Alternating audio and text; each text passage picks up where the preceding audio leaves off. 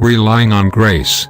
Yet not I, but the grace of God which was with me. 1 Corinthians chapter 15 verse 10. Let us face this fact: we came into the world with nothing, and we will leave it with nothing. Where do we get the notion that man's idea of success and God's are the same? You have written a book. You are a clever manager and promoter. You are a talented artist. You are independently rich. You have achieved fame and fortune.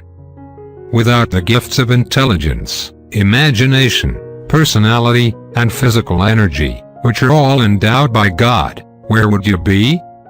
Are we not born poor? Did we not die poor? And would we not be poor indeed without God's infinite mercy and love? We came out of nothing. And if we are anything, it is because God is everything. If He were to withhold His power for one brief instant from us, if He were to hold and check the breath of life for one moment, our physical existence would shrivel into nothingness, and our souls would be whisked away into an endless eternity. Those who are poor in spirit recognize their creature alienness and their sinfulness, but more, they are ready to confess their sins and renounce them. Prayer for the day. All I have or am, Lord God, has been given to me by your almighty hands.